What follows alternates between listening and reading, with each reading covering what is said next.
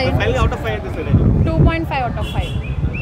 Thank you songs ఇవి కూడా ఉన్నాయి కదా, దాన్ని అదేం అబ్జెక్షన్గా అనిపించలేదు అంటే మీకు ఒక సినిమా మొత్తం మీద ఎంతవరకు పెట్టాలో అంతవరకు పెట్టారండి, మరి టూ మచ్ అయితే ఏం పెట్టాలి. ఫ్యామిలీ ఆడియన్స్కి ఎలా ఉండొచ్చు సినిమా అంటే ఫస్ట్ హాఫ్ కొద్దిగా అక్కడక్కడ చిన్నగా లాగ్ బోర్ ఉంటుంది, but second half is very good. Prabhas ఎలా ఉంది, ప్రభాస్ స్క్రీన్ ప్రెజెన్స్ కానీ ప్రభాస్ ఎంట్రీ మాత్రం గూస్ బంప్స్ అండి. సో ఓవరాల్ మూవీ అయితే నచ్చింది. అంటే మల్టీ అందరూ సినిమా ఇండస్ట్రీలో ఇండియాలో అందరూ యాక్టర్స్ నటించారు కదా, సో దాని గురించి మేము అంటే ఎట్లా అంత క్యారెక్టర్స్ ఉన్నాయా? అన్ని క్యారెక్టర్స్ ఉన్నాయి, అందరినీ ఎలా చూపించాలో అలా, అంటే ఎవరిని ఎక్కువ చేయలేదు ఎవరిని తక్కువ చేయలేదు, అందరినీ బాగా చూపించారు. అండ్ మీకు మోహన్ లాల్ అతను ఒక విశ్వరూపం, అతన్ని మీరు ఇంద్రకిలారిది మీద బాగా చూస్తారు. అక్షయ్ కుమార్ గారు శివుడిగా బాగా సూట్ అయ్యారు. మ్యూజిక్ అయితే చాలా బాగుంది. ప్రభాస్ని అయితే ఎలా చూడాలనుకుంటున్నారో దానికి రెట్టింపుతో చూస్తారు. ఎక్కువ చూపించాలని ఒక్క పాటలో కొంచెం రొమాన్స్ ఉంటుంది, మిగతా అంతా బాగానే ఉంది సినిమా. ఓకే, అంటే అప్పట్లో భక్త కన్నప్పకి డిఫరెన్స్ ఏదన్నా అది నేను చూడలేండి, ఇదైతే చూసేది బాగుంది. ఓకే, అంటే భక్తి సినిమాలో భక్తి కన్నా రొమాన్స్ ఎక్కువ చూపించాలంటున్నారు. అలా ఏం లేదండి, ఒక్క పాటలో ఉంది, మిగతా అంతా ఆన్ ద ఫ్లోలో వెళ్ళిపోతుంది. హైలైట్స్ అంటే ఏం చెప్తారు? హైలైట్స్ అంటే Prabhas acting, hero heroine acting అందరిది బాగుందండి. ప్రభాస్ ఎంట్రీ ఇచ్చినప్పుడు థియేటర్లో బాగుంది, చాలా మంది. స్టోరీ కానీ డైరెక్షన్ మన విష్ణు గారి మ్యూజిక్ బాగుంది, బ్యాక్గ్రౌండ్ మ్యూజిక్ బాగుంది, సాంగ్స్ అన్నీ బాగున్నాయి, లాస్ట్ సాంగ్ కూడా చాలా బాగుంది. ఓకే, సినిమా హిట్ అంటారా? హిట్. క్లైమాక్స్ కూడా అసలు అది 1976లో మా పెదనాన్న కృష్ణరాజు గారు కళ్ళు తీసి పెడతారు కదా, అదే క్లైమాక్స్కి ఇందులో పెట్టారు. ఇంకేముందన్న, అది కన్నప్ప రీమేక్ 50 సంవత్సరాల తర్వాత రిలీజ్ అయింది. మళ్ళీ భక్త కన్నప్ప పోయి మళ్ళీ కన్నప్ప రిలీజ్ అయింది 50 సంవత్సరాల తర్వాత. సూపర్ అన్న, అందరూ ఆడియన్స్ వచ్చి ఈ సినిమా చూస్తే బాగుంటుంది అన్న, నాకు తెలిసి అయితే. చూశాను యాజిజ్గా ఎలా ఉందండి, ఆయన రైట్సే కదా, కృష్ణరాజు గారు రాసుకునే ఇచ్చారని మంచు మోహన్ బాబు గారు ఆల్రెడీ ఒక ఆడియో లాంచ్లో చెప్పారు. మంచు విష్ణు యాక్టింగ్ సూపర్ అన్న. అసలు ఈ సినిమాతోటి తర్వాత చాలా సినిమాలలో ఆయనకి క్యారెక్టర్గా రోల్స్ వస్తాయి. ఫస్ట్ హాఫ్ బోరింగ్ ఏం లేదన్న, కాకపోతే మన తెలుగు ఆడియన్స్కి ట్రోల్ చేయడం ఎక్కువ కదా, మంచి ఫ్యామిలీ మీద పడ్డారు కదా, అలా ట్రోల్ చేయాలని చూస్తున్నారు. కానీ సినిమా అయితే సూపర్ అన్న. స్టోరీ డివోషనల్ స్టోరీ అంటున్నారు కదా, ఇలా రొమాంటిక్ సాంగ్స్ కూడా పెట్టారు అనేసి. రొమాంటిక్ ఏం లేదన్న, ఆ హీరోయిన్కి తగ్గట్టు ఆ క్యారెక్టర్ తగ్గట్టు ఆ అమ్మాయిని లవ్లో పడేయటం, ఇలా అతను వాళ్ళ నాన్న వెలివేస్తాడన్న, దాంట్లో మామూలు సాంగ్స్ నడుస్తాయి, రొమాన్స్ ఏం లేదు. బాగుందండి, సూపర్గా అనిపించింది, బ్లాక్ బాస్టర్ హిట్ నిజంగా.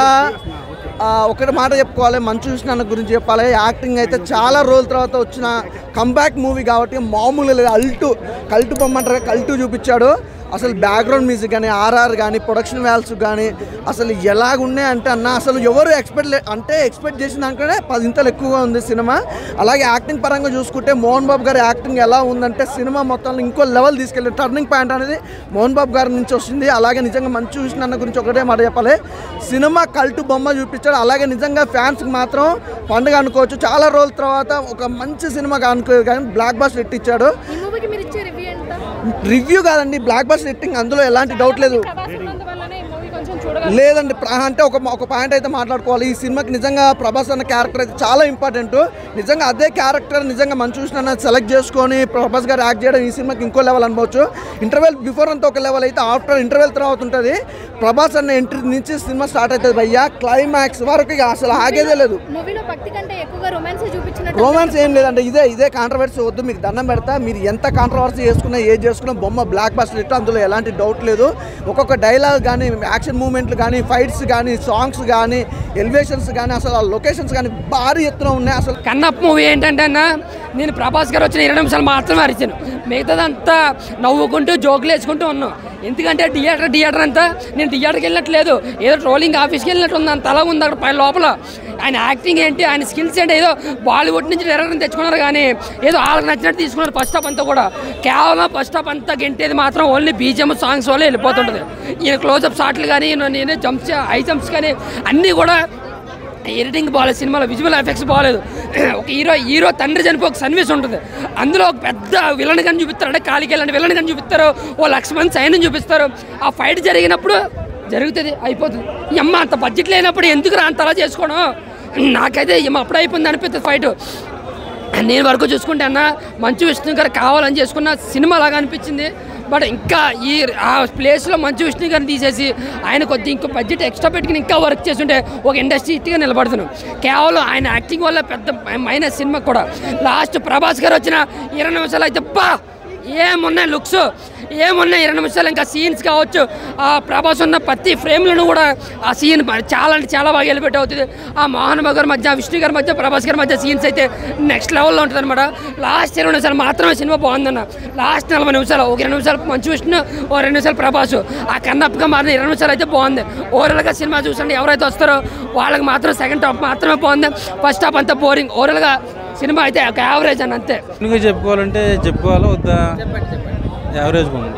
అంటే ఏం నచ్చలేదు? ఫస్ట్ హాఫ్ స్లో ఉంది, సెకండ్ హాఫ్ అండ్ ప్రభాస్ గారి క్యామియో క్లైమాక్స్ బాగుంది. సో భక్తి మూవీలో భక్తి కన్నా రొమాన్స్ ఎక్కువ అంటారు ఫస్ట్ హాఫ్ అంతా కూడా. రొమాన్స్ కొంచెం ఓకే ఓవర్గానే ఉంది అమ్మాయిది.